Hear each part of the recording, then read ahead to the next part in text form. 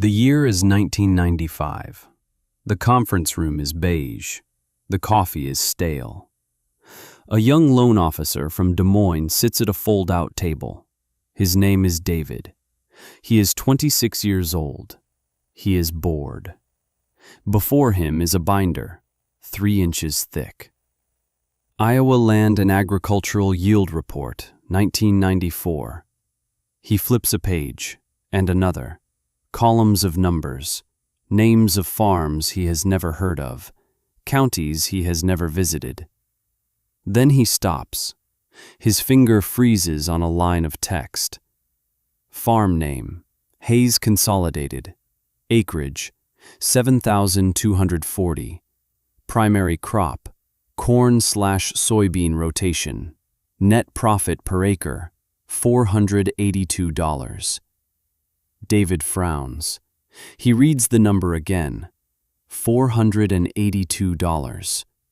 It has to be a typo. No one was clearing that kind of money. Not in '94. The big corporate farms were lucky to clear 200. He looks at the name again. Hayes Consolidated. He has never heard of it. He leans over to the man next to him, an older banker named Tom, a man who has seen booms and busts, a man who knows every farmer in 3 counties. David points to the line. Is this number real? Tom squints at the page. He doesn't need his glasses. He knows the name. A slow smile spreads across his face.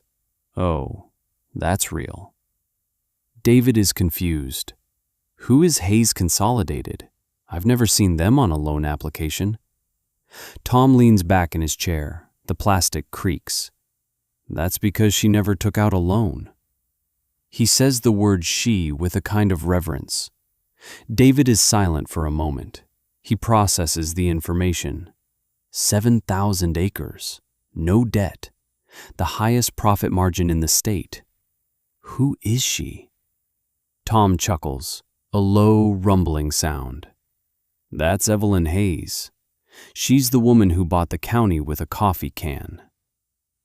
The story you are about to hear is true. It's a story about the quietest voices and the loudest actions.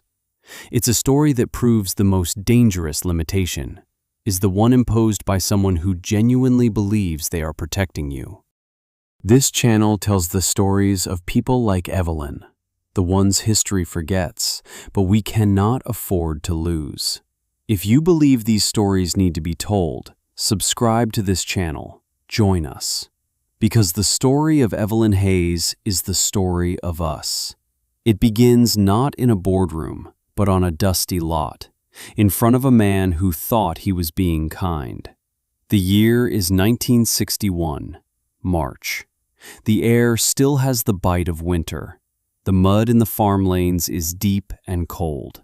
Evelyn Hayes stood in the office of Miller's John Deere. She was 29 years old, a widow of 6 months. Her husband, John, had been taken by a fever that winter, quickly, unfairly. He left her with 80 acres of good Iowa dirt, and a grief so heavy it felt like a physical weight. On the desk between her and Frank Miller was a coffee can, a red Folgers can. The paint was chipped. It was heavy. Frank Miller was a good man. Everyone in the county said so. He served on the church board, coached Little League. He sponsored the 4-H fair every single year. His handshake was his bond. He had known Evelyn her whole life. He had sold John his first cultivator. He looked at Evelyn with eyes full of genuine pity, a deep, honest sorrow for her loss. He felt protective of her. He saw a young woman adrift, alone, vulnerable. She pushed the coffee can across the desk. The metal scraped against the wood. Frank, I need a tractor. He looked at the can, then back at her. What's this, Evelyn? She met his gaze. Her eyes were clear, tired but clear. It's $4,000. I counted it 3 times. It's all the cash we had saved. I want to buy that used Model 50 you have on the lot." Frank Miller felt something tighten in his chest. It was a feeling he couldn't quite name. It was concern. It was a deep, paternalistic certainty. He knew what was best. He leaned forward, his voice soft, kind. "Evelyn, listen to me.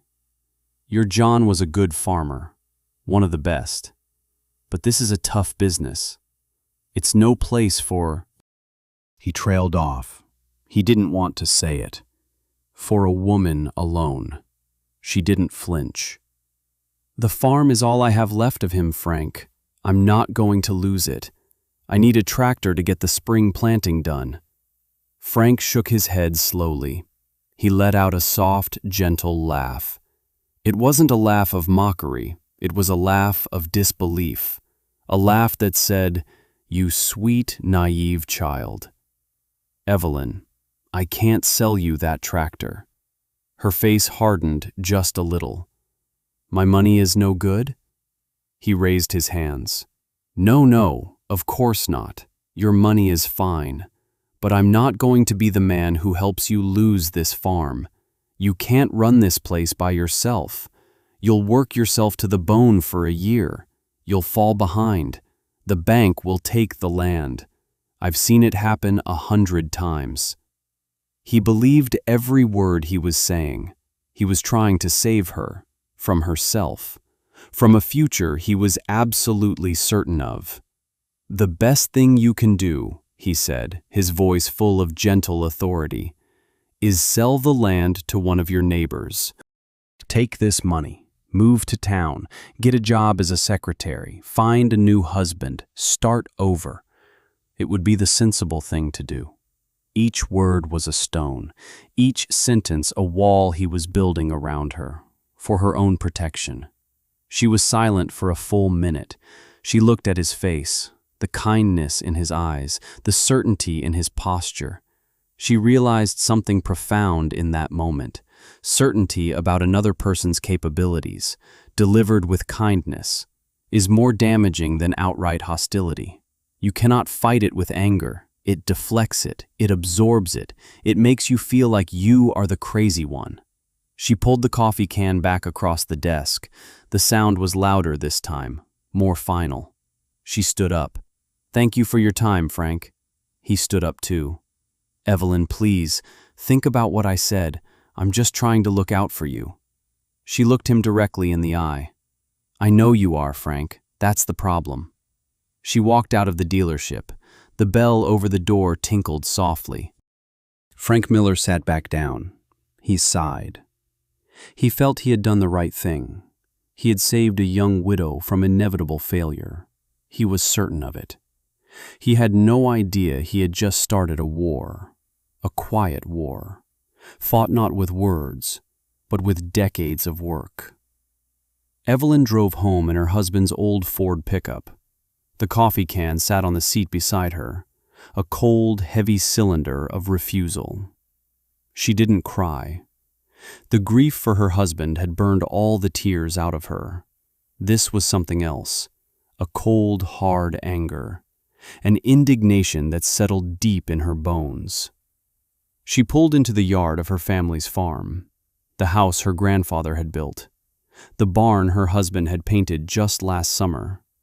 Her father was sitting on the porch swing. He was an old man. His hands were gnarled from a lifetime of farming. His face a road map of droughts and floods. He watched her walk up the steps. He saw the coffee can in her hand. He saw the look in her eyes. He didn't need to ask. He just patted the seat next to him. She sat down. The swing groaned. For a long time, neither of them spoke. They just watched the sun sink lower in the sky, casting long shadows across the fields that needed to be plowed, planted, tended. Finally, she spoke. "He wouldn't sell it to me." Her voice was flat, empty of emotion. "He says I can't do it alone. He says I should sell the farm." Her father was quiet. He looked out at the land. the rich black Iowa soil. He had worked this land his whole life, his father before him. He knew its secrets, its moods, its promises. He finally turned to her. He looked at her hands. They were her mother's hands, slender, but strong. He said, "Your husband left you 80 acres, paid in full. He didn't leave you any debt. He left you the dirt." He paused. He reached over and put his rough hand on hers. "They can take everything from you, Evelyn. They can take your pride. They can take your hope. But they can't take the dirt. The dirt is enough." Those 4 words. The dirt is enough. They became her mantra, her creed, her fuel. That night, she didn't sleep. She sat at the kitchen table with a pencil and a pad of paper. She made lists, assets, liabilities, what she had, what she needed. She had 80 acres, free and clear. She had $4,000 in a coffee can. She had her father's knowledge. She had her own 2 hands. She needed a tractor. John Deere was not an option. Frank Miller had closed that door. So she would find another way. There was always another way. Let me tell you about the next few years, because this is where the story becomes bigger than one woman.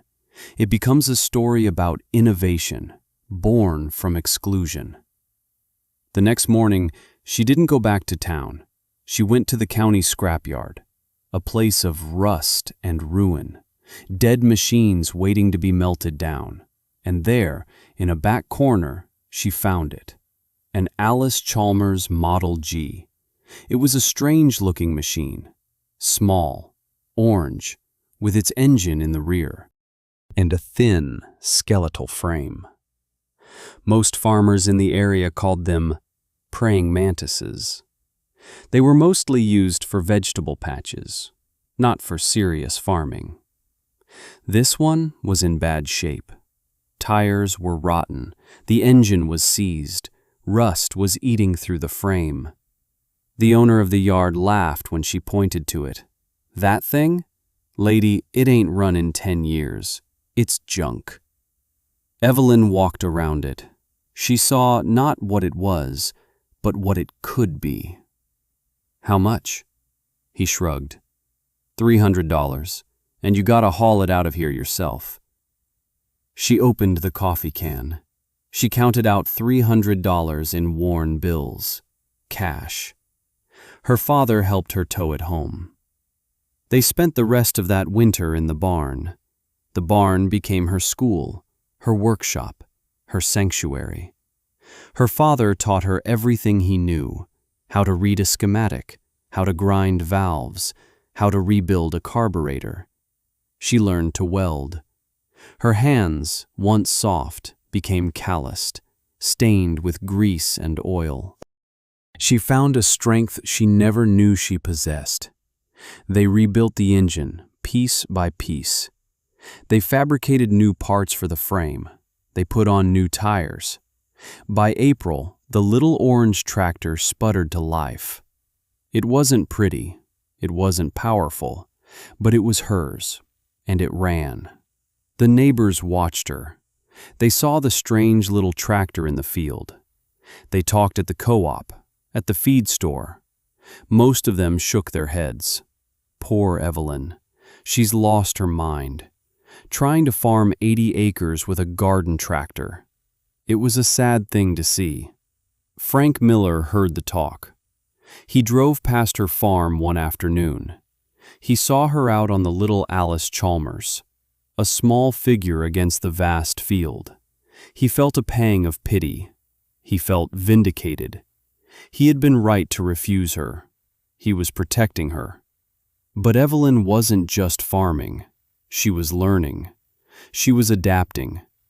The little tractor was too light to pull a traditional moldboard plow, so she didn't use one.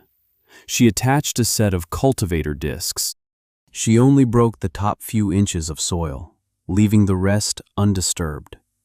She was practicing a form of no-till farming, decades before it became a buzzword.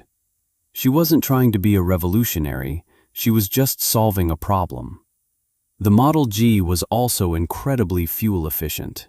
It sipped gasoline while the big John Deeres guzzled diesel. Her input costs were a fraction of her neighbors. That first year was hard. She worked from sunup to sundown. Her body ached in ways she never imagined, but she got the crops in.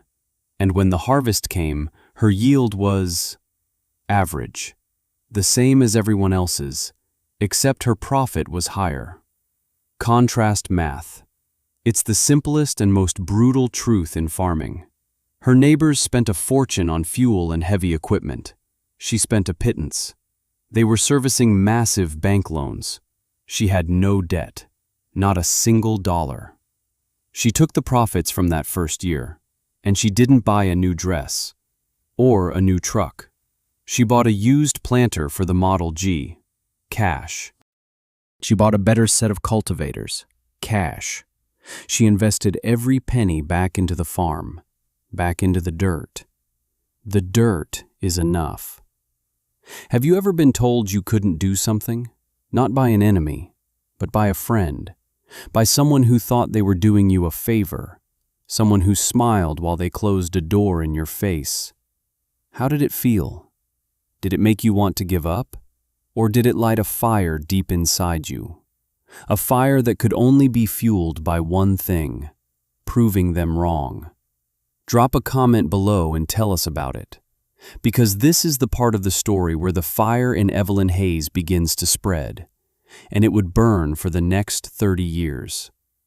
The years began to stack up, like cordwood, solid, measured, one season bleeding into the next. The little orange tractor became a fixture in the landscape, a symbol of something the other farmers couldn't quite understand. By 1965, Evelyn had 5 years of profits saved. Not in the coffee can anymore. In a savings account at the county bank. The farm next to hers, 40 acres, came up for sale. The owner had died. His children lived in the city. They wanted nothing to do with farming. They wanted a quick sale. They were asking $200 an acre, $8,000. Evelyn walked into the bank. She withdrew the money. She paid for the land, cash. Now she had 120 acres. The neighbors started talking again, but the tone had shifted, from pity to a grudging respect. She's a hard worker, they'd say. Gotta give her that. But she can't keep this up. Frank Miller saw her name in the paper, in the land transfer records. He felt a flicker of surprise, but he dismissed it. She got lucky, a fluke. In 1970, another farm went under. A man who had bought a brand new John Deere 4020, a beautiful machine, powerful, expensive. He had taken on too much debt. The prices dropped. He couldn't make the payments. The bank foreclosed. 80 acres. Evelyn bought it at the courthouse auction. She was the only one there with the full amount. Cash. Now she had 200 acres. She bought the man's repossessed equipment for pennies on the dollar. A broken-down planter, a rusty combine. She and her father fixed them in the barn. Her farm became a patchwork of colors. Alice Chalmers orange, Farmall red, Oliver green, but never John Deere green. Not once. Frank Miller started to feel something else now, something that kept him awake at night. It wasn't pity anymore. It wasn't confusion. It was the slow, dawning realization that he had made a mistake, a profound, catastrophic mistake. He had judged a book by its cover. He had judged a woman by her gender. He had been so certain, and he had been so wrong. He would see her in town, at the grocery store, the post office. She was always polite. She would nod. "Hello, Frank. Hello, Evelyn." That was all. There was no animosity in her voice, no triumph, just a calm, quiet dignity. And that was worse, far worse than any anger. It was the quiet devastation of her success. The years kept rolling. 1975, she buys another 160 acres. A farmer is retiring. Cash. 1980, she buys 300 more. A corporate farm from out of state pulls out. Cash. She is now farming nearly 700 acres. She hires her first full-time hand, a young man who everyone else said was unemployable. She teaches him to weld, to rebuild an engine. She pays him a good wage. She treats him with respect. He becomes fiercely loyal. Her methods are still unconventional. She experiments with cover crops, with companion planting. She builds her own equipment, modifying old machines to do new things. She is a decade ahead of the university studies, because she isn't reading books, she is reading the dirt, listening to what it needs. The dirt is enough. Then came the 1980s, the farm crisis, a perfect storm of high interest rates and low commodity prices. It was a brutal, unforgiving time. It wiped out a generation of family farmers. For sale signs sprouted like weeds along the county roads. Neighbors who had farmed the same land for 100 years lost everything. It was heartbreaking. The crisis hit Frank Miller's dealership hard. John Deere was pushing him, demanding he sell new, expensive equipment nobody could afford. His customers, his friends, his neighbors, they were defaulting on their loans. Frank was the one who had to make the calls. He was the one who had to repossess the tractors. The man who had built his reputation on being a good neighbor was now the man taking their livelihoods away. The stress was eating him alive. He was drinking too much. He wasn't sleeping.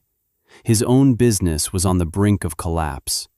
He was drowning in inventory he couldn't sell and debt he couldn't service. One Tuesday morning in October of 1983, the bell on the front door of the dealership tinkled. Frank looked up from his desk piled high with past due notices. Evelyn Hayes was standing there. She was in her early 50s now. Her hair had streaks of gray. Her face was lined from the sun and the wind. But her eyes were the same, clear, unwavering. Frank's heart sank. He thought he knew why she was there. After all these years, she had come to gloat, to see the man who had laughed at her, now facing his own ruin. He braced himself for it. He supposed he deserved it. She walked past the gleaming new tractors, the machines that were sinking him. She stopped in front of his desk. She looked at him, not with triumph, not with pity, just a direct, factual gaze. Frank. Her voice was calm. "I hear you're having a hard time." He could only nod.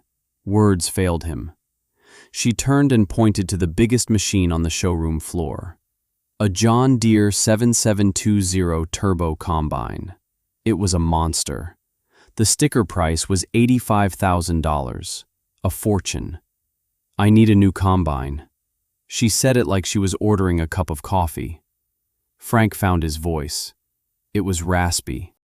"Evelyn, the financing, the interest rates are—" She cut him off, gently. She reached into her purse. She pulled out a cashier's check. She laid it on the desk, on top of the pile of overdue bills.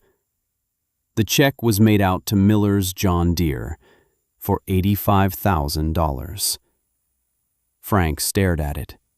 He couldn't comprehend it. He felt a chasm open up beneath him. A lifetime of certainty, of knowing how the world worked, crumbled into dust. He looked up at her, his eyes pleading, asking a question he couldn't speak. Why? She finally let him see it, just a glimmer. a flicker of the 29-year-old woman he had dismissed so easily. "You were right about one thing, Frank," she said. Her voice was still quiet, but now it carried the weight of 22 years. "It is a hard business for a woman alone. I just wish someone had been willing to help me back then. It would have been easier." She didn't shout. She didn't accuse. She just stated a fact, a simple, undeniable truth. And in its quietness, it was the most devastating thing he had ever heard. She let the words hang in the air for a moment. Then she turned. "Have it delivered to my farm by Friday. I'm starting the north section on Monday." She walked out. The bell tinkled. Frank Miller sat alone in his showroom, surrounded by machines he couldn't sell, holding a check that had saved his business from the one person he had been so sure would fail. He finally understood. Proving someone wrong who thinks they're being kind is the loneliest fight there is. And Evelyn Hayes had been fighting it alone for a very, very long time. But that's not the end of the story, because a legacy is not about what you acquire. It's about what you give away. Frank Miller sold the dealership a year later. He retired quietly, a man haunted by his own certainty. Evelyn Hayes kept farming. The crisis of the 80s was an opportunity for her. While others were going bankrupt, she was solvent. She had no debt. She had cash. She began buying land, not out of greed, but out of a sense of preservation. She bought from families who were losing everything. She often paid them more than the market rate.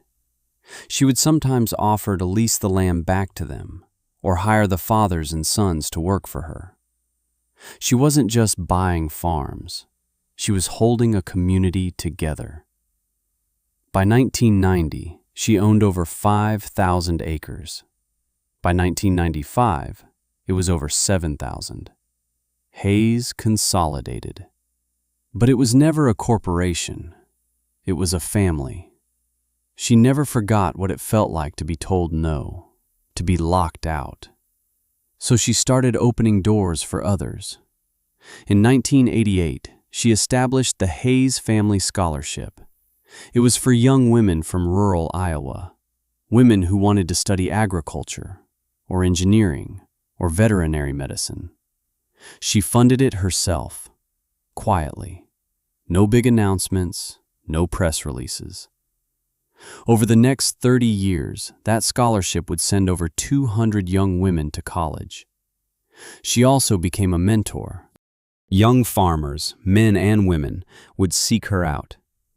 They would come to her with questions about finances, about crop rotation, about how to fix a broken transmission. She would sit with them at her kitchen table, the same table where she had sat that night in 1961, and she would share her knowledge, freely, generously. Her one piece of advice was always the same: stay out of debt. Don't let a banker or a dealer own you. Own your land. Own your equipment. Own yourself. Self-sufficiency is the only true form of freedom. She created a co-op, not for selling grain, but for sharing knowledge and equipment. A place where small farmers could band together, to buy seed in bulk, to share a combine they couldn't afford on their own, to fight back against the corporate giants. She was building something bigger than a farm. She was building a future for the kind of farmer the world was trying to erase, the independent, the self-sufficient, the one who trusted the dirt more than the bank. Today, the farm is run by her granddaughter, Sarah. Sarah has a degree in agronomy from Iowa State, a degree paid for by her grandmother's scholarship. She uses GPS-guided tractors and drone technology to monitor crop health. The farm is bigger than ever, more efficient, more profitable. But the principles are the same. No debt, healthy soil, and in a climate-controlled building next to the massive modern machines sits a small orange tractor, an Alice Chalmers Model G, restored to pristine condition, a museum piece, a shrine. Sometimes Sarah will go out to that building. She'll run her hand over the cool metal. She'll think about the woman who rebuilt it, with her own 2 hands, in a cold barn, fueled by grief and indignation. And inside the old farmhouse, on the mantelpiece over the fireplace, sits a red Folgers coffee can. It is empty, but it is the heaviest thing in the house. It is a reminder, a testament, that the most powerful things in this world often start in the humblest of containers. The story of Evelyn Hayes is not really about farming. It's not about tractors. It's not even about money. It's about the gap. The gap between what others decide you are capable of and what you can actually do. Right now, somewhere in the world, a good person is telling someone else what they can't do. They are doing it with kindness, with concern, with the absolute certainty that they are right. They are trying to protect them. But what they are really doing is building a cage. This story is for anyone who has ever found themselves inside that cage. It's a reminder that you don't need their permission. You don't need their approval. You just need to find the one thing they can't take away from you. Your piece of dirt, your talent, your idea, your will. Because that is enough. It has always been enough. If this story meant something to you, if it reminded you of someone you know, or maybe if it reminded you of yourself, subscribe to our channel. We tell these stories every week. Comment below with a story about a time you or someone you love proved the doubters wrong. And share this video. Share it with someone who needs to hear that the dirt is enough, that they are enough.